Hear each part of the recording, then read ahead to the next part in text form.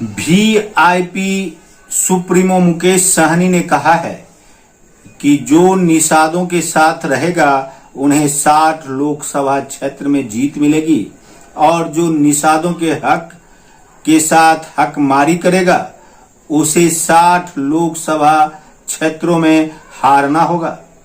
और जो लोग सोच रहे हैं कि निषादों के हकमारी के साथ दिल्ली पर कब्जा करेंगे, उन्हें इस सोच से ऊपर उठना होगा। जो लोग दिल्ली की गद्दी पर बैठे हुए हैं उन्हें भी इस सोच से उबरना होगा, अन्यथा दिल्ली लंदन से भी दूर हो जाएगी। वीआईपी सुप्रीमो मुकेश सहनी ने निषाद आरक्षण की बात की। उन्होंने कहा कि जो आरक्षण देगा उसी के साथ गठबंधन होगा और वही दिल्ली पर राज करेगा। उन्होंने बिहार में मौजूदा सरकार के मुखिया नीतीश कुमार पर भी हमला किया। उन्होंने कहा कि वर्ष 2020 में बिहार में नीतीश कुमार की सरकार नहीं बनती। यदि उनके 4 विधायकों का सपोर्ट नहीं मिलता तो बिहार में नीतीश कुमार सत्ता में नहीं आते।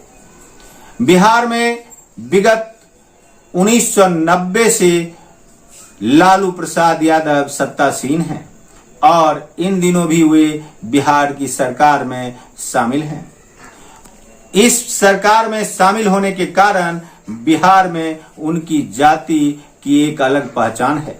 9 वर्षों में निषाद समाज के लोगों की भी बिहार में अलग पहचान बनी है। मुकेश सहनी ने कहा कि वीआईपी बिहार में निषादों को आरक्षण दिलवाएगी, निषादों की अपनी पहचान कायम कराएगी। बिहार, झारखंड और यूपी के 60 लोकसभा क्षेत्रों में निषाद जाति की संख्या अत्यधिक है। इन 60 लोकसभा क्षेत्रों में निषाद जिसे चाहेगा वही सांसद बनेगा। ऐसे में यदि दिल्ली में बैठे हुए सत्ता शासक यह चाहते हैं कि वे निषादों की आरक्षण नीति का हकमारी करेंगे तो वह वीआईपी को कबूल नहीं है। जबकि बिहार के नेता भी यदि निषादों के साथ इस प्रकार की हकमारी की बात करेंगे तो मुकेश सहनी इन दोनों गठबंधनों से इतर स्वयं अलग रहकर निषादों के हक की लड़ाई लड़ेगा। वे इन दिनों एक यात्रा कर रहे हैं और इस यात्रा के दौरान निषादों को जगा रहे हैं। वे निषादों को आरक्षण दिलाने की बात कर रहे हैं।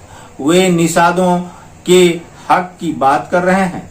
बिहार में वीआईपी 2020 में 4 विधायक को जिताकर पहली बार बिहार में विधानसभा में प्रवेश किया था, लेकिन उनके दल के विधायकों ने पाला बदल लिया और वीआईपी की संख्या शून्य हो गई विधानसभा में। इससे पूर्व भी संसदीय चुनाव में वीआईपी ने अपने हक की बात की थी।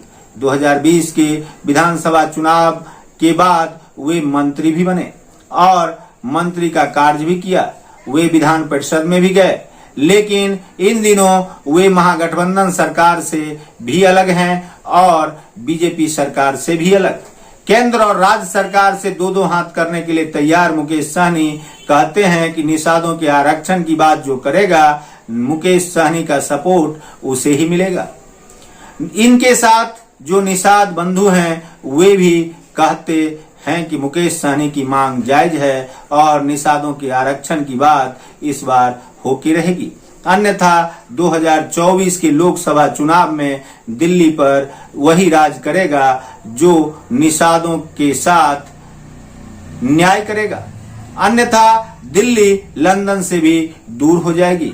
मुकेश सहनी के इस कथन के साथ ही राजनीतिक क्षेत्र में एक बार फिर दिल्ली की बात, लंदन से तुलना और निषादों के आरक्षण की बात का यह अमला जुमला फिर से परवान चढ़ गया है। लोगों का कहना है कि निषादों को आरक्षण देने की बात को लेकर मुकेश सहनी इन दिनों अपने समाज के लोगों को जगा रहे हैं और यदि निषाद समाज जग गया तो निश्चित रूपेण लोकसभा चुनाव में मुकेश सहनी को छोड़ने की कीमत सभी दलों को उठानी पड़ेगी और यदि ऐसा हुआ तो सभी 60 लोकसभा क्षेत्रों में लोकसभा का गणित ही बिगड़ जाएगा। ऐसे में केंद्र की सत्ता में काबिज होने का भ्रम पाल रही मोदी सरकार भी सत्ते में आ जाएगी, जबकि उनके खिलाफ पूरे विश्व में जो चर्चाएं चल रही है कि इस बार 2024 के चुनाव में नरेंद्र मोदी की खिलाफत बिहार में विपक्षी दलों की एकता से होगी, तो मुकेश सहनी का कहना है कि वे यदि नहीं चाहेंगे तो नीतीश एवं लालू के साथ कांग्रेस का जो यह गठजोड़ बना है और सभी विपक्षी पार्टियों का गठजोड़ बना है, वे भी दिल्ली के सत्ता से दूर ही रहेंगे।